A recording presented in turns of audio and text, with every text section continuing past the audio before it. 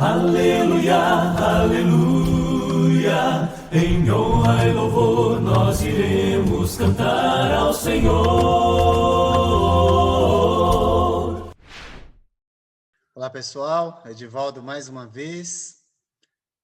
Essa é a terceira parte da nossa primeira lição. Vamos fazer agora a nossa conclusão, tá bom? Eu vou compartilhar minha tela aqui.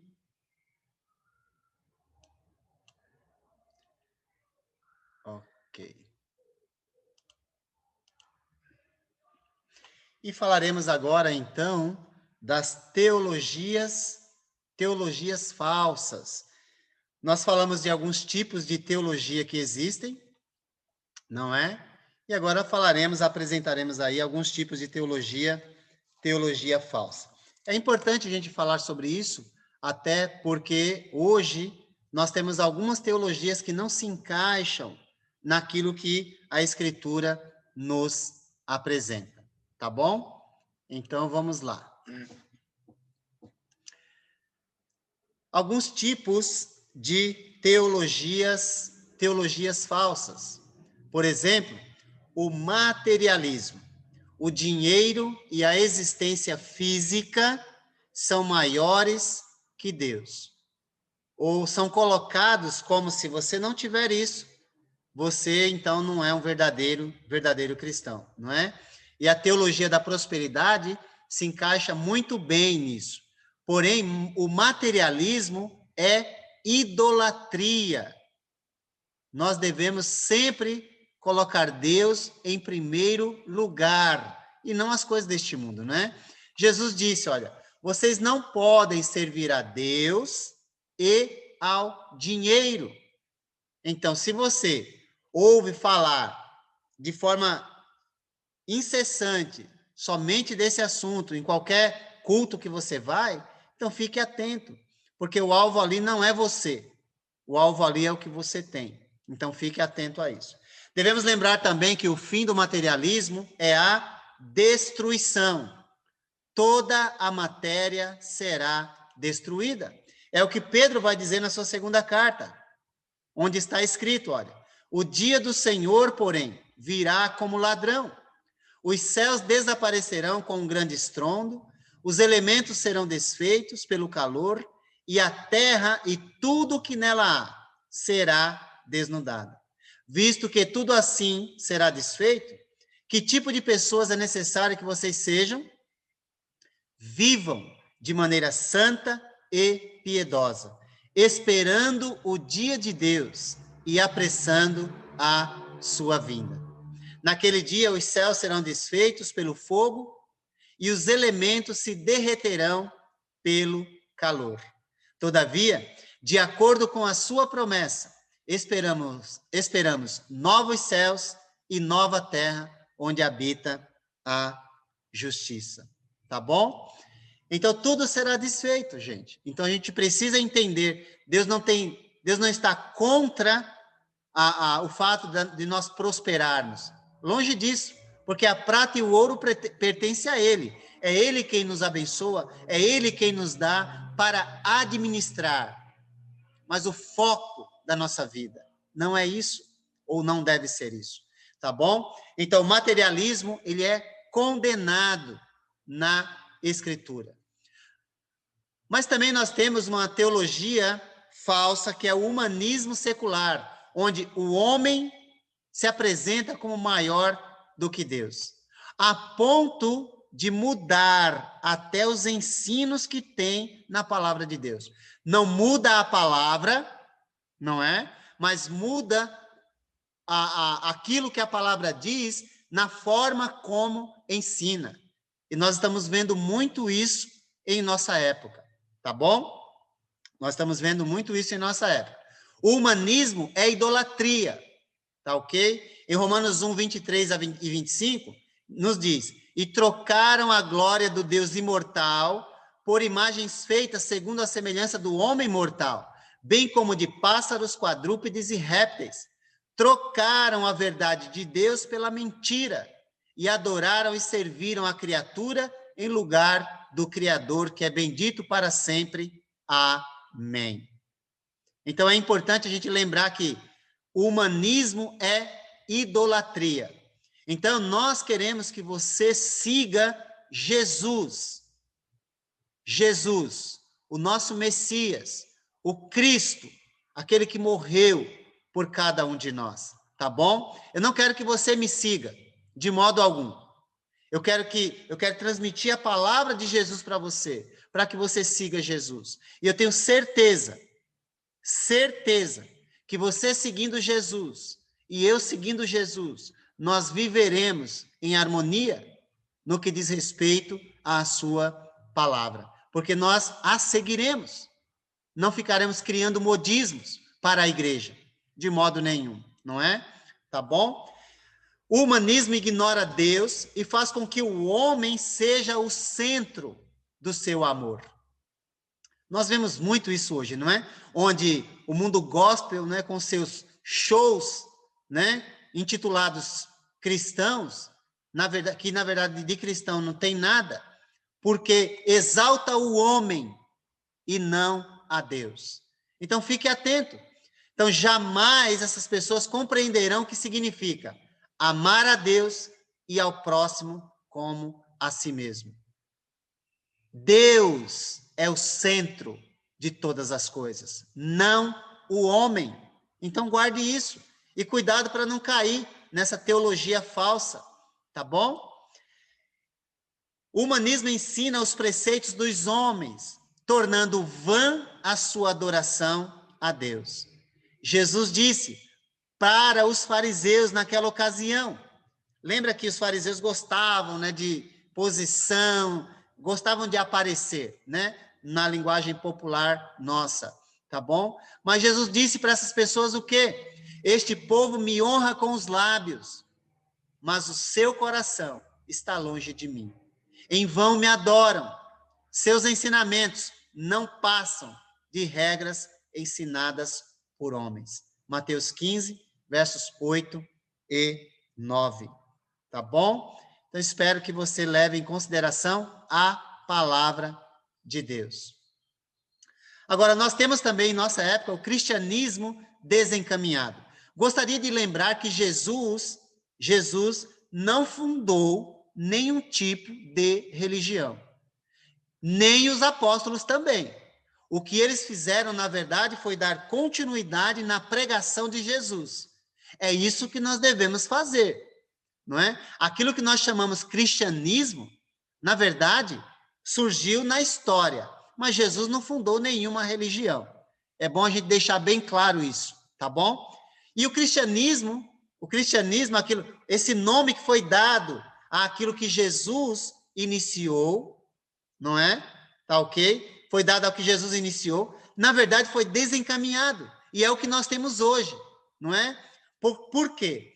Porque as predições de falsos profetas e mestres no cristianismo, ou naquilo que se chama de cristianismo, na verdade desencaminharam aquilo que Jesus ensinou. Por isso eu digo que nós precisamos ensinar, na verdade, o evangelho puro e simples de Jesus. E para isso, nós precisamos aprender de Jesus, não é? Os apóstolos pregaram aquilo que Jesus passou para eles.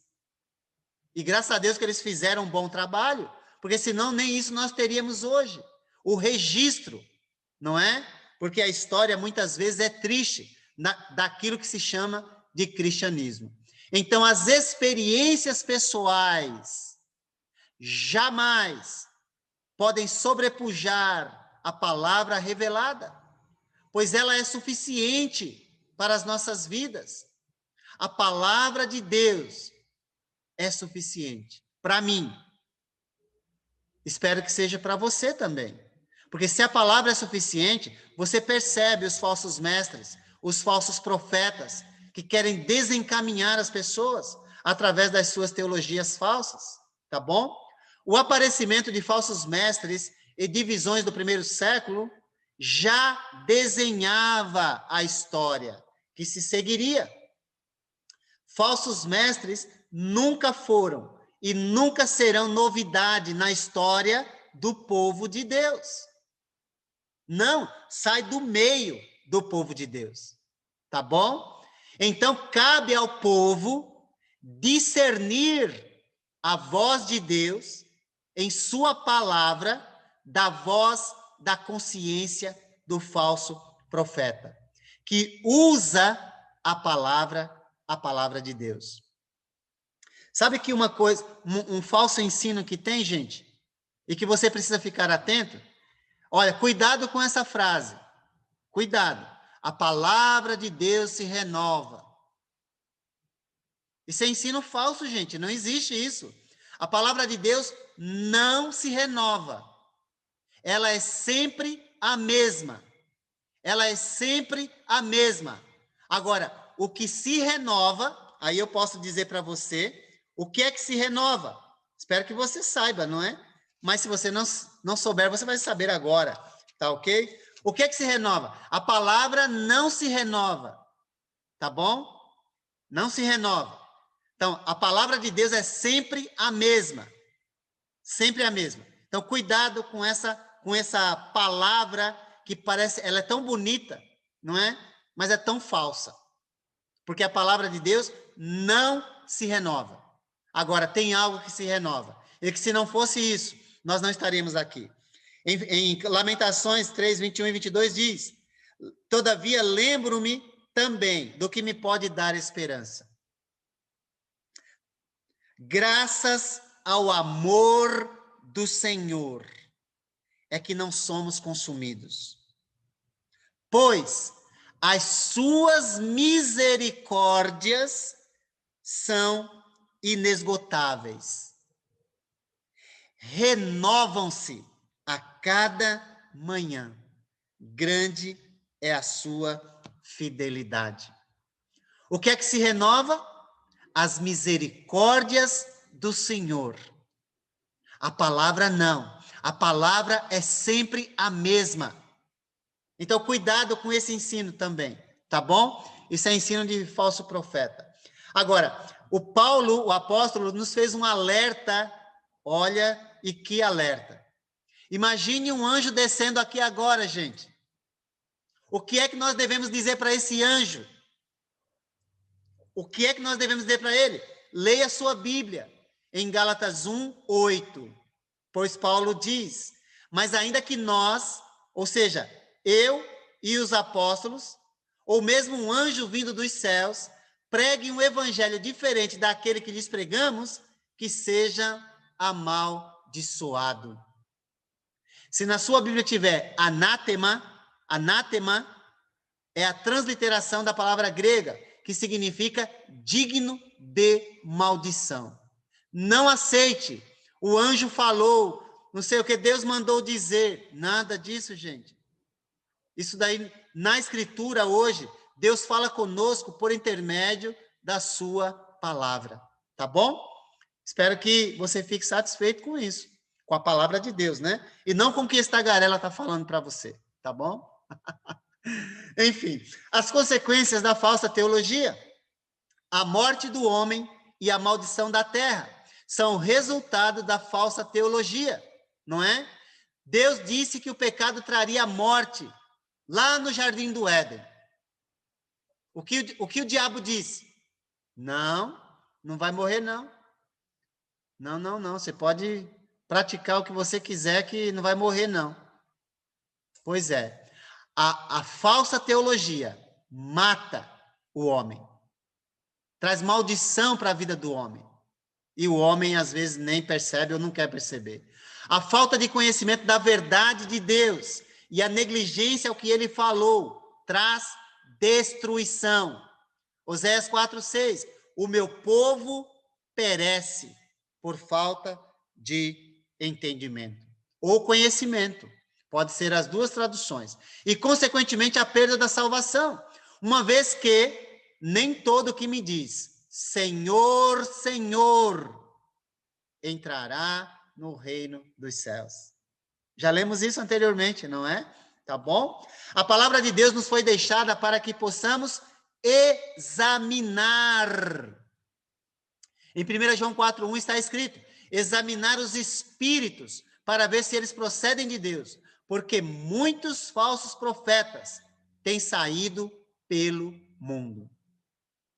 Espíritos aí, mencionado por João, são pessoas identificadas como falsos profetas, que são movidos pelo seu próprio interesse quando interpretam as Escrituras.